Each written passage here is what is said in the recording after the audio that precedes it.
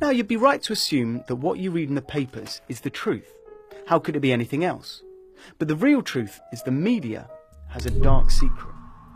Our most popular papers, like the Daily Mail and the Sun, are owned by billionaires who support the Conservative Party and gain financially from their success. And if we, as humans, are repeatedly told the same messages enough times, we begin to believe them, even if they're not true. The strong and stable leadership of a Conservative government with a strong and stable government. You might say it's clever advertising, but really, it doesn't tell us anything. It seems the Conservatives have made this election all about Brexit. And yes, it's undeniably important. Labour also respects the referendum result. But what about everything else? The NHS, jobs, education. What kind of country are we actually voting for if we choose to vote Conservative? Now, most of us want the same things in life. We want to live in a safe place with good jobs, friendly people, and good public services like health and social care that will look after us until we're old and in need of a little help. But since the Conservatives came into power in 2010, we've had the longest squeeze in living standards and wages.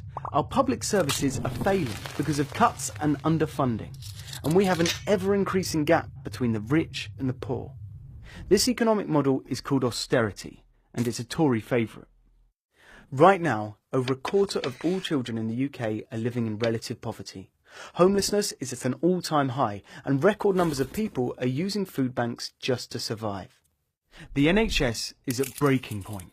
GP and A&E waiting times are getting longer, some hospitals have been forced to close, cancer targets are being missed, and people are waiting longer and longer for their operations, often in pain. And it's not because there isn't enough money for our NHS. The UK has the 6th largest economy in the world. It's because the government is chronically underfunding it. And it's clear that the Conservatives want to fully privatise it, just like in the US. Heck, Jeremy Hunt, our health secretary, co-wrote a book about this very plan. And this is the same tactic they used to sell off our railways and energy supplies. And we know how well that went. Expensive fares and terrible service. The Conservatives also have a cavalier attitude towards your safety. Cuts to the police and the fire service mean many crimes aren't being investigated properly, and some house fires aren't being extinguished quick enough. Fire deaths have risen by 21% as a result. And it's the same story in our education system. School budgets are being cut, class sizes are on the rise, and teachers are being laid off or quitting due to the increasing stress and pressures. One issue on many people's minds is that of immigration.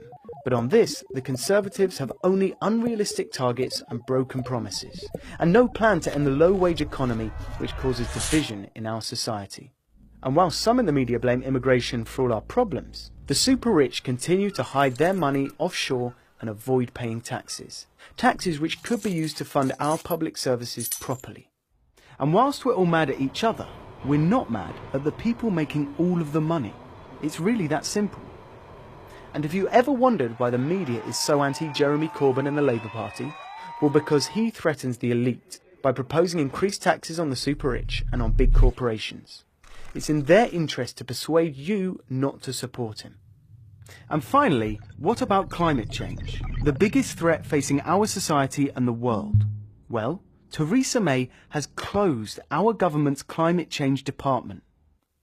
But whatever your opinion of Jeremy Corbyn or Theresa May, remember, you are not voting for a person in this election. You're voting for a party and what they stand for. So choose a party that best represents you. The Conservatives can only promise more of the same. A failing NHS, cuts to schools and the police, and a society that caters for the few, not the many. But if you feel that society should be fair, that there should be opportunity and education for everyone, if you value the NHS, a quality health service that is free and will be there for you and your family, then please consider voting for the Labour Party, who promise to protect and support these very things. And if you're worried about immigration, Labour have plans for that too, like cracking down on foreign low-wage employment and reducing immigration to areas most affected by it. We have an opportunity on June the 8th to vote for a different kind of politics and to choose a new direction for our country. And if you agree with us and enjoyed this video, please share it with your friends and family. Show it to your nan, and together we can make it happen.